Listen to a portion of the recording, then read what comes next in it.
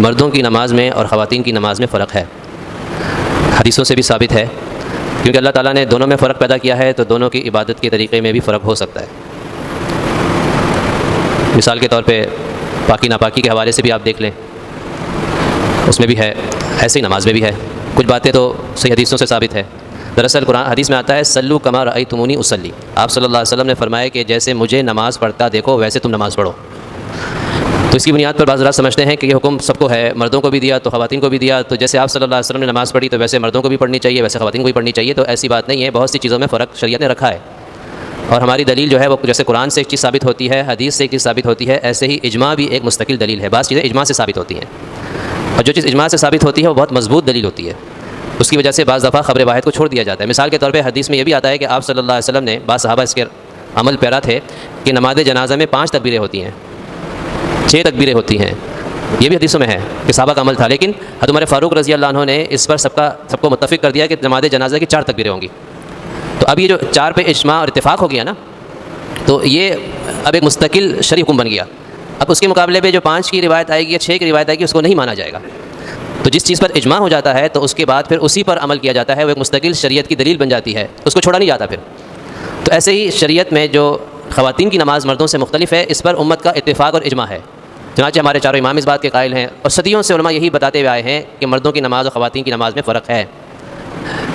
اب جو حدیث میں آتا ہے، مثال کے طور پہ صحیح بخاری کی حدیث ہے، فرق ہر بہت سے لحاظ سے جس کو ہم خود بھی مشاہدہ کرتے ہیں، مرد اگر نماز پڑھاتا ہے پیچھے خواتین نماز پڑھ سکتی ہیں، اگر کوئی خاتون امامت کرائے تو اس کے پیچھے مرد کی نماز نہیں ہوگی۔ یہ فرق آ گیا نا، سب کو پتہ ہے اور سب اس کو مانتے ہیں۔ مرد اذان دے سکتا ہے، خواتین اذان کے حقدار نہیں ہیں، ان کے ذمہ نہ اذان ہے نہ اقامت ہے۔ حدیث میں آتا ہے، آپ صلی اللہ علیہ وسلم نے فرمایا کہ التسبیح للرجال والتصفیق للنساء،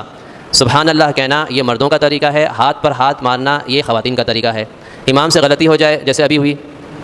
اب پیچھے جس کو ہم لقمہ کہتے ہیں، اس کے لیے صحیح لفظ ہوتا ہے فتحہ، کہ پیچھے سے کوئی فتحہ دیتا ہے، تو حدیث میں آتا ہے کہ اس موقع پر مقتدی کیا بولے گا؟ سبحان اللہ۔ سبحان اللہ کا مطلب ہے یہ تعجب کے وقت بولا جاتا ہے کہ مقتدی کو اس پہ تعجب ہوا کہ امام سے غلطی ہو گئی، تو اس لیے مقتدی یہ لفظ بولے گا۔ لیکن فرمایا کہ اگر کوئی خاتون وہ امام کو اس طرح سے فتحہ لقمہ دینا چاہے تو وہ سبحان اللہ نہیں بولے گی، وہ تصفیق اس کے لیے حکم ہے، ہاتھ پہ ہاتھ مارے گی، تالی بجانا سمجھ لیں۔ یہ اصل طریقہ تو یہ ہے کہ ہاتھ کے پشت کے اوپر اب اس نے ہاتھ باندھا ہے تو یوں مار دے، یہ اب عورت یوں کر رہی ہے تو اس بات کی نشانی ہے کہ امام سے کچھ غلطی ہوئی ہے، امام فوراً چوکنا ہو جائے، ہاں مجھ سے کوئی غلطی ہوئی ہے کہ پیچھے خاتون، آپ صلی اللہ علیہ وسلم کے پیچھے خواتین کھڑی ہوتی تھی نماز پڑھنے، تو فوراً چوکنا ہو جائے کہ پیچھے سے مجھے کسی نے لقمہ دیا ہے، اس سے مجھے لگتا ہے کہ غلطی ہوئی ہے۔ تو یہ فرق تو خود حدیث میں فرما دیا، اس سے معلوم ہوتا ہے کہ نماز میں فرق ہے، ایسا نہیں ہے کہ مرد جیسے ویسے خواتین، اور بھی اعمال میں فرق ہے۔ مثال کے طور پہ آپ نے دیکھا ہے کہ جب صحیح کی جاتی ہے تو صفا مروہ کے درمیان کچھ حصے میں مرد دوڑتے ہیں، خواتین کے دوڑنا منع ہے، اس پر سب متفق ہیں، حالانکہ کسی حدیث میں اس کی ممانعت نہیں ہے کہ خواتین نہیں دوڑیں گی، لیکن اس بات پر پوری امت متفق چلی آ رہی ہے کہ خواتین کے لیے دوڑنا نہیں ہے، تو اس پر اجماع ہے، اور اس کی بنیاد پر ہر آدمی سمجھتا ہے کہ اور جانتا ہے کہ عورتیں نہیں دوڑتی، اور نہ دوڑنے کی حکمت کیا ہے؟ حکمت یہ ہے کہ اللہ تعالیٰ چاہتے ہیں کہ خواتین میں زیادہ سے زیادہ حیا کا عنصر نظر آئے۔ دوڑنا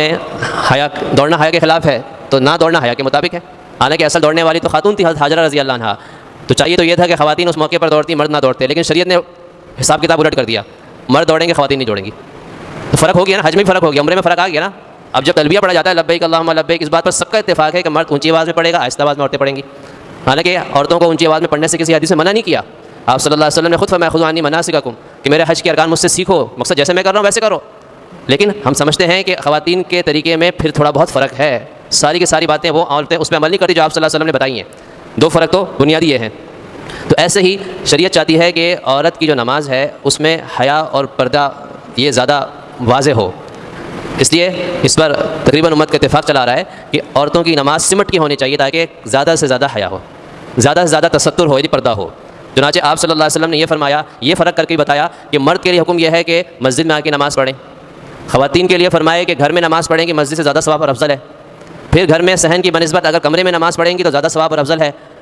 اس کی بھی بنیادی وجہ کیا ہے؟ ستر و پردہ ہے، کہ جتنا اندر جا کے پڑھ رہی ہیں اتنا ہی پردہ زیادہ ہو رہا ہے، تو شریعت اس چیز کا خیال کر رہی ہے، اور گویا کہ شریعت کا یہ اس کا تقاضا ہے، شریعت کا ایک تعلیم ہے کہ عورت میں زیادہ سے زیادہ پردہ نظر آئے۔ اس لیے ہم یہ کہتے ہیں کہ عورت کے نماز کے ارکان بھی مردوں سے مختلف، رکوع کا طریقہ، سجدے کا طریقہ، بیٹھنے کا طریقہ، ہاتھ باندھنے کا طریقہ، ہاتھ اٹھانے کا طریقہ، وہ تفصیلی موضوع ہے، انشاءاللہ اس پہ کبھی بات ہو، لیکن ابھی فی الحال میں اتنی بات بتانا چاہ رہا ہوں کہ اس سے معلوم ہوتا ہے کہ مردوں کو حکم نہیں دیا کہ گھر میں جا کے نماز پڑھو زیادہ ثواب ہے، آپ صلی اللہ علیہ وسلم نے خود مردوں خواتین کے اس حکم میں فرق کر دیا۔ پھر آپ نے فرمایا کہ مرد اگلی صف میں کھڑے ہوں، خواتین پیچھے صف میں کھڑے ہوں. اگر مرد اور عورت کی نماز میں کوئی فرق نہ ہوتا تو خواتین مردوں کے ساتھ کھڑی ہوتی.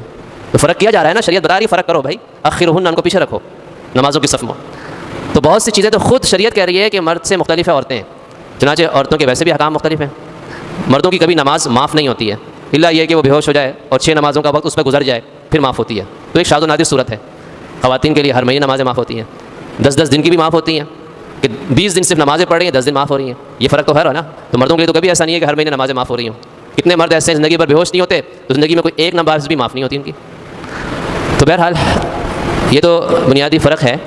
تو اس لیے صرف یہ نہیں ہے کہ ہم یہ کہیں کہ بھئی اس بارے میں ہمیں کوئی صحیح حدیث دکھائی جائے. میں نے کہا کہ جیسے قرآن ایک مستقل دلیل ہے، قرآن سے شریعت کے جیسے احکام ثابت ہوتے ہیں، حدیثوں سے ثابت ہوتے ہیں، ایسے ہی اجماع سے بھی ثابت ہوتے ہیں.